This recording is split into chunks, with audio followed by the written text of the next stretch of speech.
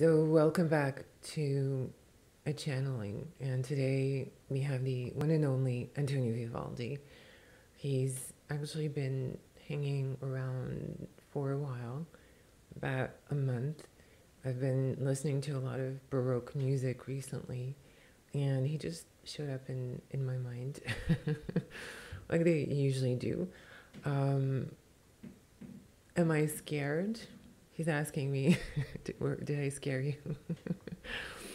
I said, no, you didn't. Even when I did like a ghost face, I said, no, I knew it was really you, not something else.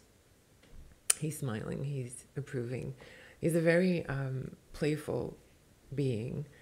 Um, and in terms of what he looks like, he really does look like the painting. There's a painting of him, I'll put it up here. And he looks exactly like that. And he showed me different stages of his appearance. When he was young, he had that sort of very youthful, round, I would say even feminine face. There's a very feminine energy that comes from him. Um, Playful, feminine, youthful, kind of like teenage, kind of like a delinquent teenager. He's saying delinquent teenager. I he said, let's be honest here. He says, people don't really know much about me, so let's be honest. Let's forget about the facade. He says there's this idea of classical music, like you see all these rich people dressed in just in suits and in chic soirees, going to concerts. He says, when I composed that music, I didn't have that in mind at all. Actually, I was not very rich, he says. And he wants to talk about his family. He says, yes, I came from a wealthy family, and I was the black sheep.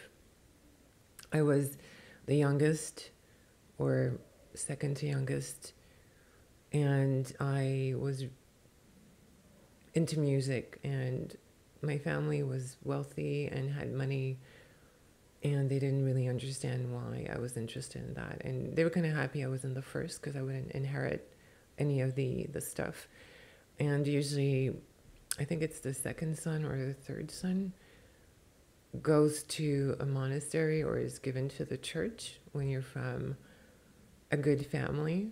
And his family wasn't noble, but they were trying to be noble. And so I have this feeling that he was happy with that. And he says the other thing is, being in the priesthood meant that you didn't have to marry, and I was happy with that because I much more preferred men. He says, yes, I was gay. He said, let's like just deliver everything. Let's shock people. He says he's got this sort of very punkish attitude, kind of like in your face, and yet he's so sweet. He's so angelic and also playful. And I think you can hear that in the music. Like there's this sort of playfulness and fantasy. And he's a very, when I say fantasy, I mean kind of, what's the word that I'm looking for? He's giving me Italian feelings, like Italian words. I've been studying Italian. I've always wanted to learn Italian because I love opera and music, and there's a lot of it is in Italian. He's saying gioco. He's like it's happy, it's playful. It's that's how he was, and he couldn't find appropriate placing for his stature. He's saying because he was weird. He says I was a very weird person, very quirky, and people didn't really understand. I was always saying jokes and making, quippy remarks. He said I would have been a great drag queen. And yeah, speaking of drag queen, he actually forced me to put on very colorful clothing and put on a lot of makeup. He says it's the Italian style. He's like, the Italians, we overdo everything. We love drama we like extra sauce. uh, he says, so you have to overdo today. He says, put on your most dramatic eyes, drama. And he's saying he couldn't find, let's go back to the thread. He couldn't find a position because he was weird.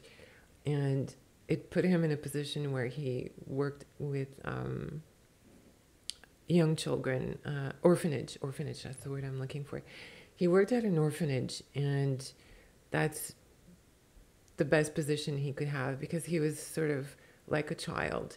And so he could relate to children more than he could relate to adults. And it was really easier for him to work there. Unfortunately, the money and all of that wasn't great. He said, actually, I was dirt poor. And he wants to talk about the value of being an outsider. And he says, as a creative artist, it's very important to understand how creativity works. And if you want to create things that, not that you be an outsider, as in live in a hut, he says, in the forest, he's saying that that wouldn't be appropriate in today's world. But if that's what it takes for you, why not? But he's saying with social media, he says, people are always seeking approval from other people. And there's something to be said about music in the past and how it was composed and how I composed the music. And he wants you to realize that sometimes it's just best to be on your own when you're composing. He was in a church, he was in a monastery setting, or he was in the priesthood, so he was on his own, and he didn't have romances. He just had children around him. He's saying kind of like Bach. He's saying we were kind of very similar. Children are this fun, imaginative beings, and they're so inspirational when you're an artist. And if you don't have children, you don't have one, at least one, he's saying you should find other people's children and babysit them. They really help you with your creative process because they have no preconceptions. So he's going back to creativity. What he's saying is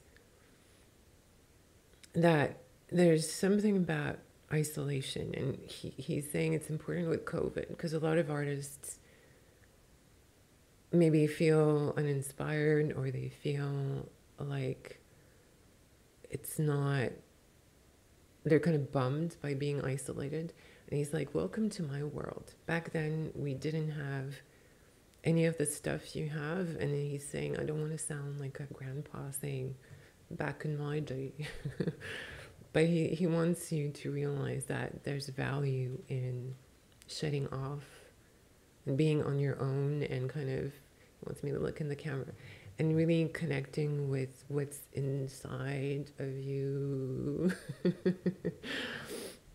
and exploring the things you don't want to explore. And he says, I was alone in my quirkiness. That isolated me and put me in a position where I had children around me, and that helped me a lot. And he's saying, now I would be weird in a good way today. If I came back around as I was, I would be the weirdo, that weirdo that everyone goes like, he's something, but his music is great. And he's saying there's value in that isolation, and he really wants to make that point, and to entertain yourself, to, when you're doing your art, not to think of your audience necessarily, but to think of you as your first audience. He's saying, how can you entertain yourself with what you're doing? Are you having fun doing it? Are you interested in doing what you're doing right now. Because if you think that satisfying yourself is not that important, it's more important to play for your audience. He's saying you're lost as an artist, you're lost as a musician, you're lost because it's all about you, and you are the extension of your art. So as you hear the music from a composer, you can hear how their mind works and how they create in their personality, and that's unescapable. He says it is unescapable, and even your what you see as imperfections are something you can integrate into the music. I was very scatterbrained, and you can kind of hear it, but I make that like a butterfly fluttering around. Some people are brooding, and there's beauty in that, and some people are sad, and there's beauty in that. And he wants to talk about, he says, I'm done. He says, I'm pretty much done. I think that's what I wanted to say. Yeah, that's what I wanted to say. How about, I'm sure people are curious how you compose the music, how you actually made, how the process worked. He says, oh yeah, okay, people are curious about that. He says, I was brilliant. I didn't really have to think too much about it, but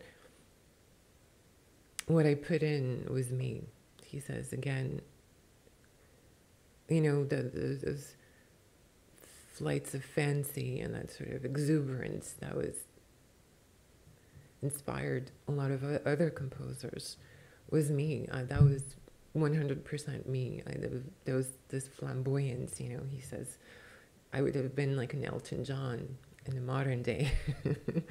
But back then, I had to wear the white wig and look like everybody else because that was the norm. But with my music, I expressed myself and I challenged myself to surprise myself. I would work on surprising myself, which is not an easy task. And I would be hard on myself because I had no choice, as I was smart and I couldn't fool myself. So I went ahead and I did a lot of ideas, and a lot of the ideas were from nature. As my most famous pieces is, the quattro stagioni. Sorry, my Italian is like out of whack all of a sudden. Quattro stagioni. He's like, yes, you got it. So the quattro stagioni is my favorite piece because I put all of the interesting things that I found through nature, because nature will make the most beautiful sounds, and if you know how to interpret them, then you can sort of create brilliance, because that's brilliance. You don't need to go further than that. Just study nature, anything in nature. He's saying he's like, you're too serious. I always get that. I'm too serious. So he's saying, go into nature. He's like, go out there and just drink it, absorb it. That's what I did. The sound of wind, or the sound of snowflakes, or a storm, or the sound of a forest. He's saying it's all there. You just need, if you are creative, it will come in and it will come out. You just trust that it comes in and comes out, but you got to give yourself the space to create this the way that I had the space, to create it, and no distractions. He's saying, unfortunately, as an artist in today's world, it's easy to get distracted. But if you focus and you do it smart, and during that time where you're super focused and in your bubble, then that's the best thing to be done. Okay, so I'm trying to think of another question. Um, who inspired you? He says nature. I was inspired by nature and children, and they're so free, and as I got older, I was less and less free. And having the children around me really helped to keep that energy about me open and fun and playful. And there's never a dull moment in my music. Even when I'm sad, it's not really sad, he says. I couldn't be sad. I didn't want to be sad. It was the one thing that I fought against. And yes, I died tragically. He said it was an experience that I wanted to have. And he's smiling and he's showing me he lost all his teeth, and he was walking around with a dusty wig, a dusty white wig. And yeah, that's how I died, because my family didn't want anything to do with me. Once I left, they were happy to have gotten rid of me, but that was a different time. And he says, you know what, I don't regret a thing, because the music that I was able to create through the hardships and the situations that I was in was the best that I could do. And he's saying, remember that when you're an artist, what you are creating is your gift. What are you giving? What are you giving yourself, first of all? And if you're giving yourself things that you find mediocre or just okay, then that's what you're giving the rest of the world. You're not giving them your best. And I learned to give my best, even though there was no one to give me praise, or no one to say good job, or that's fabulous, or that's amazing. Because I knew, he's saying, I knew what I could do. And I would always push myself to the next stage. He says, we're done. There you go. The rest is in the music, and the rest is, the rest is what it is.